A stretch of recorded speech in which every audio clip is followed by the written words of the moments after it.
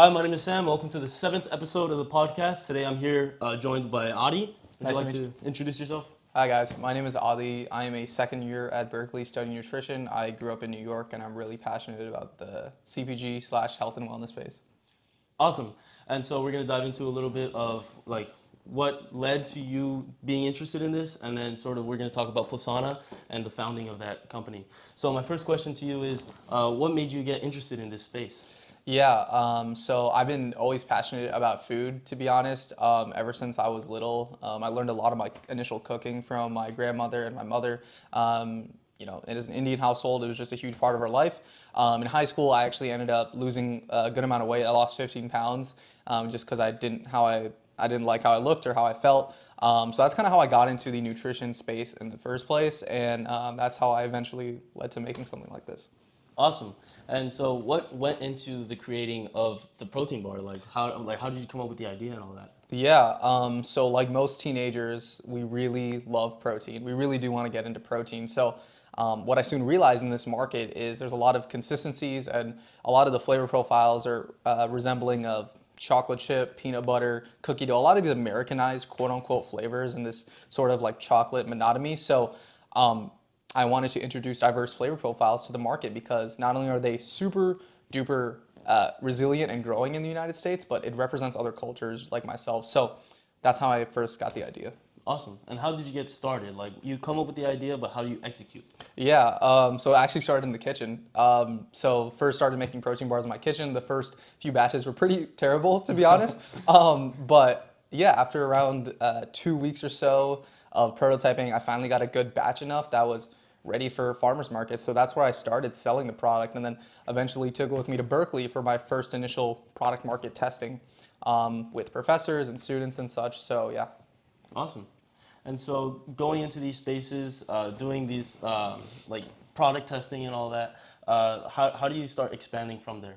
So after you find your product and after you develop it enough to become something good, or you think it's going to work, you end up either finding a commercial kitchen or a co-packer, which will make the product for you and safely. Because in order to sell a product in the U.S. market, it has to be like USDA and FDA regulated and all these other regulations that you can't really do out of your kitchen. So that's the next step, is finding either a manufacturer that's willing to take on your product and also having the capital to do it.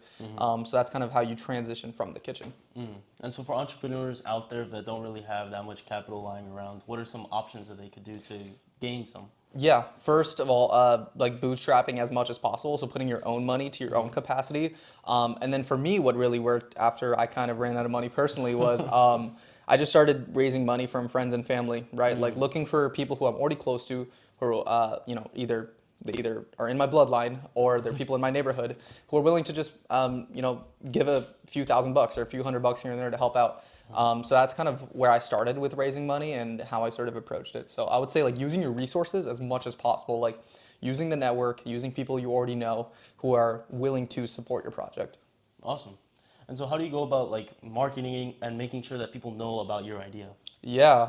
So marketing is definitely interesting, and we've seen it change over time. But right now, obviously social media is the biggest thing to do. So, building your brand in public is one of the coolest things to be able to do. Show how you started, show how you designed the product, show how you're coming up. And then, yeah, just using your community, I would say like the Berkeley community is super great because not only is it a big population, but it's also very diverse. So it's been great for us initially in first building our brand. So what we do is a lot of community funnel marketing. So a lot of our marketing actually relates to Berkeley students, and a lot of our retail locations, a lot of the influencers we work with are in this community or in the Bay Area. So I would say like starting off in your community first.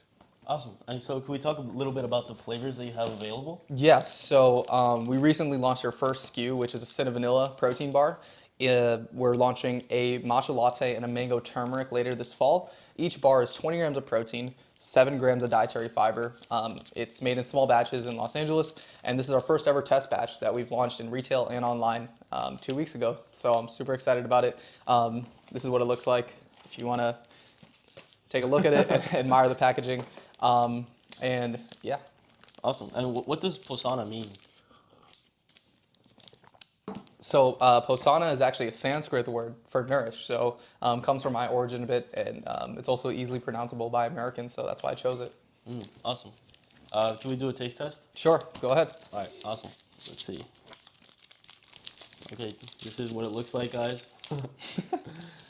Is that like chocolate? Chocolate chips? Yeah, so we have unsweetened chocolate chips, we have protein crisp in there, and then for flavor we have ground cinnamon and vanilla extract. And then the protein, where's the protein coming from? It's a blend of pea, almond, and rice protein. So it's a blend of vegan proteins that's unique to us that not other companies use. So yeah. All right. Oh, this tastes amazing. Really? Thank you. Yeah, it's awesome. Yeah, I still get anxious to this day for anybody trying our product for the first time because I'm always like, what if they hate it? What if they don't like it? But yeah, let's talk about it. Like, what do you like the flavor, the texture? Yeah. How's it? I mean, I really taste like the cinnamon, vanilla, and it's crunchy, which I like because typically like protein bars aren't really that crunchy, and I just like it's kind of like you can taste the protein and all that, and I don't know, it just tastes like you guys should definitely check it out. Thank you. Yeah. Talking about the creation of the company, like did you like reach out to friends that like helped you sort of like, or did you start out on your own in the beginning?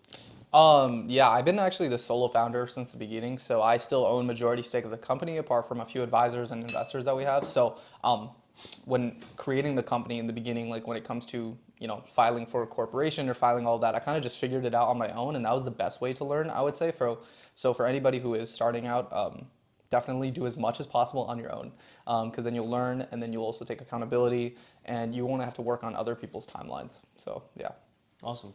Like, where do you get the inspiration for these flavors? Like, I know it comes from the sort of like South Asian cuisine. Yes. And so, like, why is this important to you? Yeah, so one thing that we looked at initially is like sort of what ingredients and what flavors are growing really fast in the United States. And, cinnamon was one of them, matcha is like no doubt one of them as well, and turmeric, which comes from obviously India and is also one of the fastest growing ingredients in the United States demand-wise. So that's what we looked at in regards to what flavors to pursue and what future flavors we also will pursue. And the reason why it's important, again, is to not only just it really just stand for a value proposition in the protein bar space. So since all the other flavors are kind of the same and us doing something just a little bit different and twisting it, that's our way to create that value proposition, not only for investors, but for consumers as well when they're looking at a retail shelf and they see like 40 to 50 different ones. So that's the reason for the flavors. That makes sense.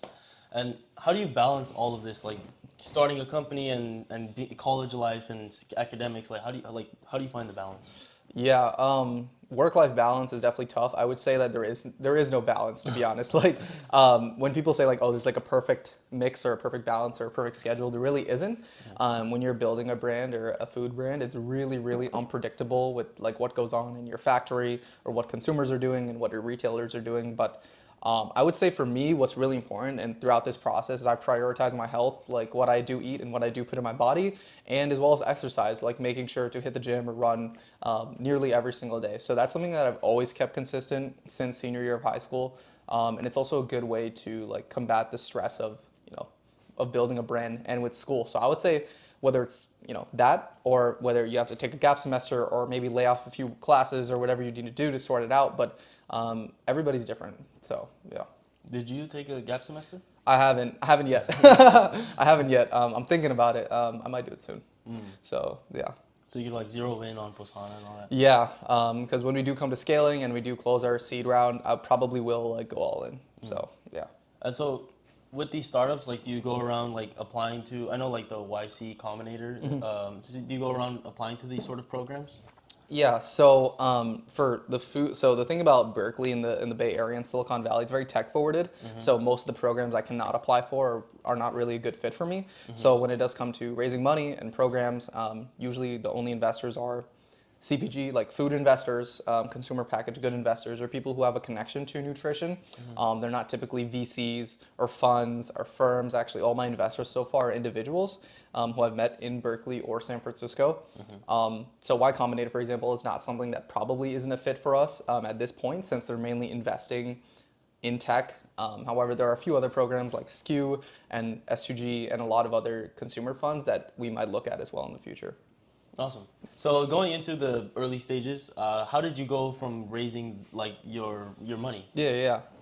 So pre-seed, like when you're raising money for a startup, it's almost a full-time job. It's very, very difficult. For me, I actually, I went to a private gated community in California. I'm not going to reveal which community it is, but I actually went door to door, pitching my product. I took my kitchen product and pitched them saying like, hey, I'm going to Berkeley. This is my project and I'm raising money from the community.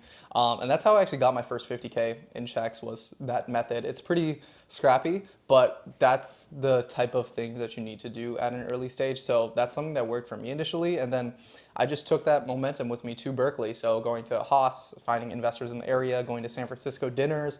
That's kind of like my method of raising money, is just really putting yourself out there and doing what it takes to not only put your product in front of someone, but whether you're hustling for a 5,000 check or 10,000 check or even a $2,000 check, you're just doing what it takes, right?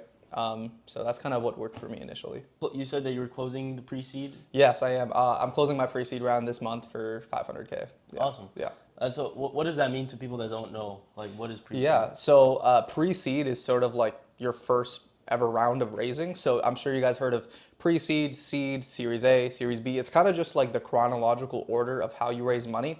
Your pre-seed round is your first raised money, and it's usually angels, individuals, small people, smaller check sizes, and it's usually obviously the smallest amount of money that you raise because it's your first. And then in a year from now, we'll be raising our seed round, which will probably be made up of bigger investors who write bigger checks. So yeah, that's what a pre-seed round is. Awesome. So, the two flavors that are coming out, matcha latte and mango turmeric, is that process different from the original protein bars that you started? Yeah, so the process is a lot more streamlined, I would say, because I've learned a lot of the mistakes and the hurdles of building a product from scratch. So I'm actually developing these two flavors with my co-manufacturer in Los Angeles. So it's with a team of food scientists that are helping me streamline the process when it comes to like supply chain of the ingredients and development. So those two flavors will actually be coming out at the same time, but I'm not going to give a date yet. Yeah. Awesome. And so, how do you go about partnering up with a manufacturer in like Los Angeles? Yeah, definitely doing your research on what factory is right for you and what size you're at. And when it comes to scaling as well, that's something that you'll want to keep in mind. And it's just doing a lot of cold emails, to be honest, like reaching out on their website, doing a lot of cold emails, getting their attention and see if they're willing to take you on as a manufacturer. And if, you also do need the capital as well, because you do have to place typically like an MOQ production run, which is a minimum order quantity. So yeah, you just have to be ready for those things. And again, it's just a lot of cold emailing and cold DMing and whatever you need to do to get their attention. And how do you get? I know, like with cold emailing and cold contacting people, it's sort of there's a lot of rejection that goes on. Yeah. And so, how do you sort of like get past that? Yeah, rejection's hard because sometimes you'll spend a lot of time trying to get someone, or maybe you talk actually a few times, you'll have a few meetings with them, and then they'll end up saying no to you. It's just about accepting the fact that most people are going to say no to you in the beginning. So truth is for most startups in the beginning, you're probably going to get 85 out of 100 people are going to say no. 10 of them might say maybe, and then 2 of them might say yes. So that's just like a genuine statistic that you have to keep in mind as you go through this process. But rejection is just part of the process, and I say like rejection's a good thing, because maybe for a reason it was a good reason to not work with that person or work with that investor. So yeah, just definitely like accepting the fact and then moving forward, and almost like use it as motivation to like go find someone else. Yeah. Awesome. And so, how do you come across like the packaging and the branding? Like, how did you what ideas came to mind when you were creating it?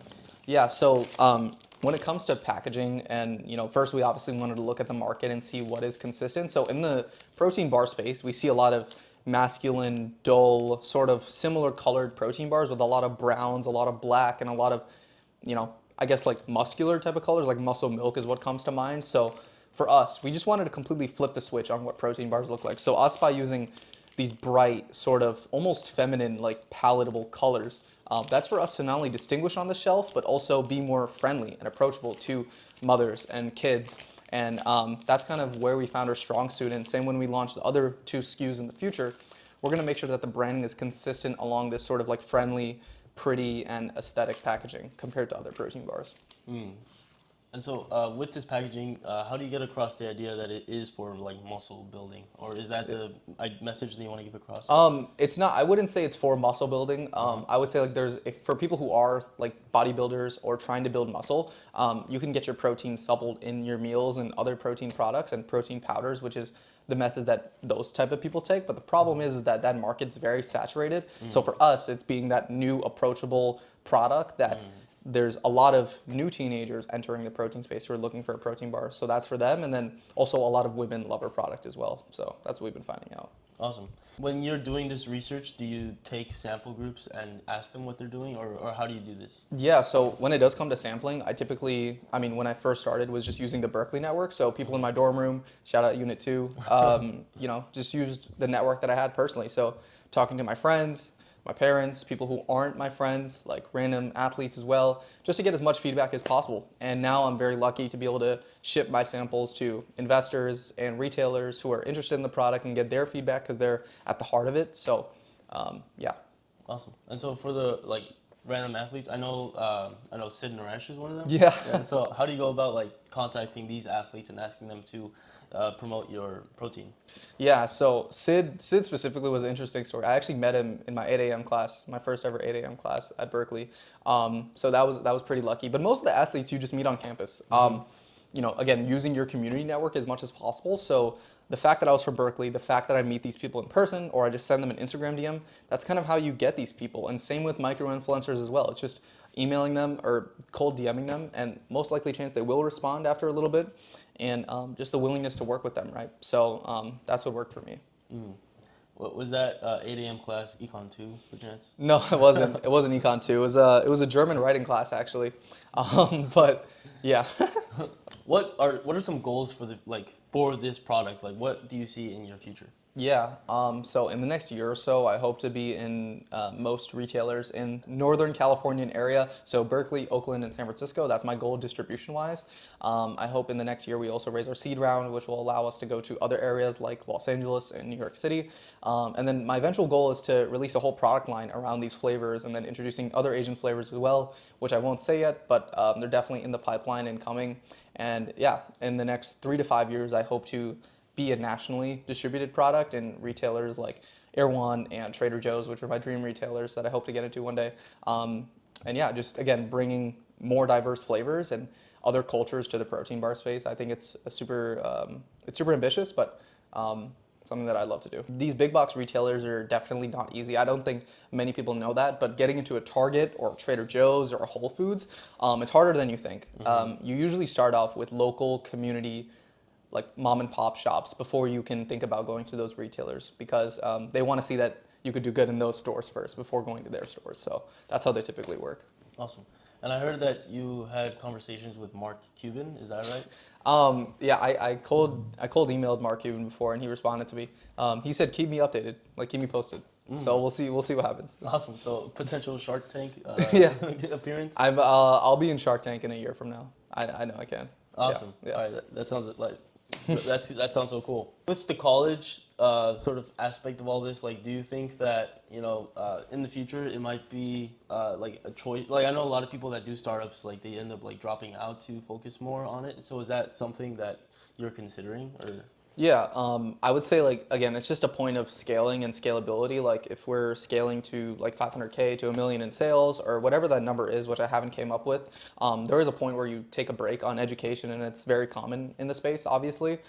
We see a lot of other startup founders do it, but for me, it's just a point of scalability, and it's also a good case for my immigrant parents as well, to be able to do something like that. But it's definitely something we're keeping in thought as we grow.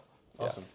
And so, sort of like going backwards and talking about like high school and all this, what are some habits that you think you developed that sort of led to your ability to be able to create such a like big thing? Yeah, I would say, again, going back to habits in high school, it's again like prioritizing your health as your number one thing. So again, apart from the food you eat and what you do every single day on a daily basis, and what you consume is very, very important. I think people still undermine how important that is. I do see a surge in teenagers moving towards health conscious, so that's a good thing, but definitely need to prioritize it a little bit more. and stop eating crumble cookie. But yeah, I think that's number one was prioritizing my health, and number two is just a level of discipline with whatever you're working on. So whatever project you're working on, or whether it's a school assignment, it's doing what it doing what it takes to progress every single day. I met the Poppy founder like last week actually. He's the guy who sold to Pepsi for like $2 billion. But he told me like being disciplined and taking a step every single day and moving forward in your project rather than thinking too much on it, something super important. So I would say like having that level of discipline to keep progressing, even though let's say you're getting rejected by every single thing you submit or you're having these setbacks. It's about moving forward. So yeah. Awesome.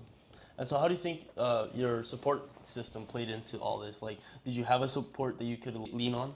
Yeah, I would say, I mean, ever since I was little, elementary school, I had a really good friend group. I had people who had similar ambitions to me, wanted to go to a good college, wanted to pursue something on their own, and that's what I surrounded myself with. So having a really good friend group is crucial. Obviously, having a good relationship with your parents, but also just being able to just talk to people. Like having people that you can talk to when you're down and when you're up is super duper important, and not being alone in those situations. So, yeah.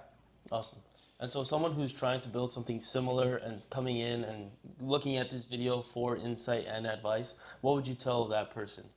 I would say start. Just start as soon as possible. Just whatever you need to do, whether it's getting in the kitchen or starting the project on your computer or wherever it is, just start doing it, because the more that you think about it and the more that you try to strategically plan stuff, it's not really going to help you. I would say just starting as soon as possible and learning.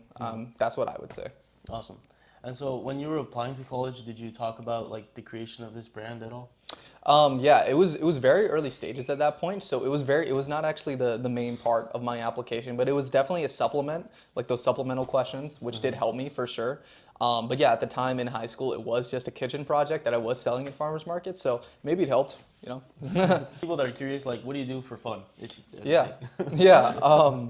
So apart from this stuff, I would say, you know, going out with friends, you know, eating really good food. That's something that I really do loving. So exploring San Francisco, exploring parts of Oakland is super duper cool to me. And yeah, I play tennis part time as well. I used to play tennis in high school. And yeah, apart from that, just hitting the gym, going for runs, eating great food. That's kind of how I spend my time outside of the business. And so, were you influenced by any like outside creators that sort of pushed you to be like, oh, like I need to create this protein bar? For people that definitely influenced me, I would say, I mean, the Poppy founders is one of them, but also the people who started like Pete's Coffee and like iconic brands, who came out of Berkeley. That's something that's really inspiring to me. And yeah, there's a good amount of CPG brands that ended up inspiring me, but one channel in specific was CNBC Make It. They kind of talk about how food companies start from nothing and then go to something, kind of like the lesser evil popcorn guy or like the good pops guy. So yeah, that's what kind of inspired me. Awesome. And so on campus, did you find a community that it sort of like has that entrepreneurial spirit? Oh yeah, at Berkeley, it's very, very easy to find people in the area who are in the entrepreneurial space and in startups. Food startups is a little bit harder, but I did find a few individuals and a good amount of people who are interested in not only investing in the space, but also are building their own project as well. So yeah, there's a good amount of community, and at Haas too, there's also a complete class dedicated to this. So I did fortunately get to speak to that class as well, and yeah, it's a great community. Awesome. And so, what does that look like, speaking to the class and all that? Yeah, I got to speak to like a Haas food systems class, and it was great just, you know, giving my whole pitch deck to like 30 to 40 adults in the business class and the professor. It was just super sick because I got a lot of feedback, a lot of questions that really made me think. So yeah, it was great. Awesome. So, like, their insights, or do you think that helped you like create like a better business plan, or like a little like revisions or? Yeah, definitely. I love getting feedback from all types of different people. You know, whether you're older or younger than me. So it was good to get, you know, outside perspective, and made me tweak a few things in the pitch deck, as well as like moving forward with the brand. It gave me a few things to think about. But yeah. Awesome. And so I know you talked a little bit about like the going to SF dinners and putting yourself out there. So like, what does that mean, like SF dinners? Yeah. I'm in a community called CPG. It's like a CPG Slack group. It's called Startup CPG. It's like the biggest community of food and business owners. And yeah, there are these dinners when you're looped in so many networks where there's a dinner like on Thursday night at this building, and then you pay like a small fee, or like you get invited to the dinner. And before you know it, you can meet other food founders in San Francisco. And the food community in SF is pretty big because there's like at least 20 to 30 brands that I know of that are just starting up in San Francisco. And these dinners have other founders and investors. So it's joining those like community Slack groups, joining like those Berkeley groups that are gonna get you to those dinners, because most likely there is gonna be other people there who you've never met or are invited for a reason. So yeah. Awesome. Thank you so much for coming on the podcast. I Thank really you. appreciate it. Thank you so much for your time. And then check out Posana. Yeah.